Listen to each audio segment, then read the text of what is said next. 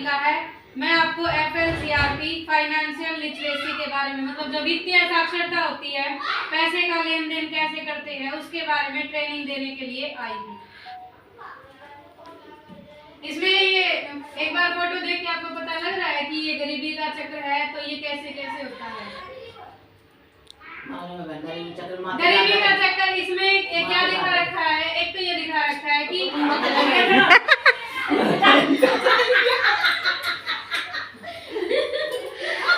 दैनिक मजदूरी करने वाले कम अनियमित आय। मतलब क्या है कि दैनिक मजदूरी करते हैं, वो रोज काम करते हैं और उस पैसे को रोज की रोज खर्च कर देते हैं, इससे हमारा गरीबी का चक्कर बढ़ता है। दूसरा कि कोई बचत नहीं होती पर कर्ज ज्यादा ले लेते हैं, इससे भी हमारा कर्ज बढ़ता है। दूसरा आकस्मिक हो सकता है, जैसे अचानक बीमार पड़ना, कोई भी अचानक बड़ी बीमारी किसी को लग जाए तो उससे भी हमारा कर्ज गरीबी का चक्कर बढ़ेगा। और दूसरा आपातकालीन प्राकृतिक आपदाएं, जैसे फसल ना होना, कीमतें गिर जाना या फिर कुछ और बाढ़ वगैरह आ जाए, इससे सूखा पड़ जाए, तो इससे भी हम गरीबी का चक्कर में फंसे हैं। एक कम आय के बावजूद सामाजिक जिम्मेदारियां, यो एक मेरी नजर में बहुत बड़ा मुद्दा है। इसमें ये देख ले वहाँ के किसी ने बात दिया, चुचक दिया, तो हम ये देखा कर उसने मारते घना दे दिया, या फिर उसने यो कर दिया, वो कर दिया, उसने यो दे दिया, वो दे दिया, यो नहीं देखना है।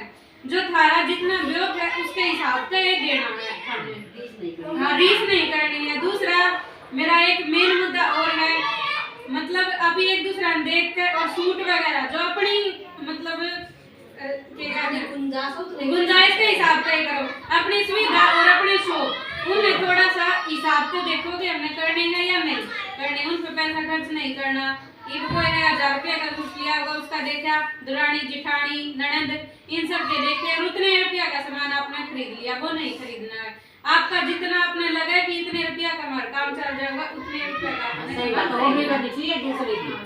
दूसरा ये है कि भविष्य के नियोजन, जिस तरह आपने कुछ भी खरीदना है या किसी बेटी की शादी करनी है, पढ़ाई पर खर्च करना है, तो उसके हिसाब से आप कैसे यूज करेंगे। उसमें पहला अपन देखना है, जिस तरह अपन एक भैंस ले ली और फिर उसका दूध वगैरह बेचना है, तो भैंस कितने रुपए की आओगी, यह चीज देखनी है। फिर उसके बाद में यह है कि उस भैंस का खतरा आपने हर महीना कितना चाहिएगा, तो उसके हिसाब से आप काम करोगे।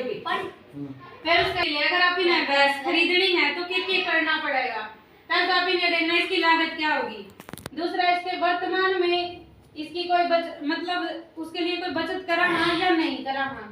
तीसरा अपनी जरूरत, जो भी अपनी जरूरत है वो कब तक पूरा करना चाहोगे, 2 साल 4 साल 10 साल इनमें। दूसरा ये है कि समय पर जरूरतें पूरी करने के लिए जो आपने जरूरत पूरी करनी है उसके लिए आपने बचत कितनी करनी है, ये चीज आपने इसमें। तो ये एक योजना बने है किसी भी काम को करने के लिए, इसके कुछ ये प्रोसीजर है इस तरह के।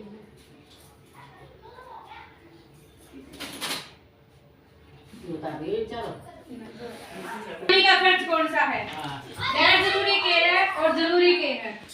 गैर जरूरी में अपना आ गया जुआ, ऐशो आराम, शराब, तंबाकू, ये चीज हमारी गैर जरूरत की है। अगर आप इन पर खर्च करेंगे तो भी खर्च के बोझ करनी चाहिए दबाएंगे। जरूरी क्या क्या अपने विवाह, बीमारी, कपड़े, भोजन, मकान, शिक्षा, प्राकृतिक आपदाएं और तीर्थ यात्रा। मतलब तीर्थ यात्रा भी ये जितने भी ओकेजन है इनमें आप ये सोचेंगे कि खर्च करना है या नहीं करना है, तो खर्च करने से पहले 2 बार सोचें। तीसरा है कि अपनी आय, जो भी अपनी आय है उससे अधिक खर्च ना करें,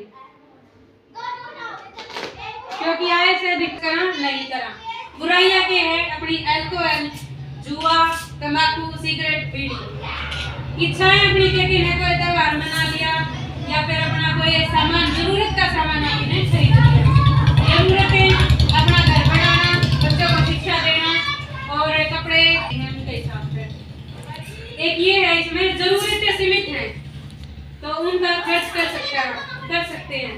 दूसरा इच्छाएं असीमित होती है, इसका कम खर्च करो। और तीसरा बुराइयों से जोखिम होता है, इससे आप बचिए। फिर उसके बाद में कि खर्च करने से पहले 2 बार सोचें। आप जितना कम खर्च करोगे उतना ही अधिक बचाएंगे। इनका एक एग्जाम्पल दे रखे हैं, ये समझ में दिन में के है 4 कप चाय पी ले। 4 कप चाय पी तो उसमें थोड़ा सा 2 कप मटास का 2 कप चाय लगाएंगे तो पैसे की बचत होगी। इस तरह है तो पैसे की बचत होगी। जब आप उसमें जमा करवाएंगे बैंक में तो ब्याज मिलेगा, तो बचत हमारी और भी बढ़ जाएगी। इससे हम क्या कर सका, हम बच्चों की शिक्षा पे खर्च कर सका, संपत्ति खरीद सका कोई भी, और जो चिकित्सा की सहायता है वो भी ले सका। अगर कोई बीमार है तो उसका अगर ज्यादा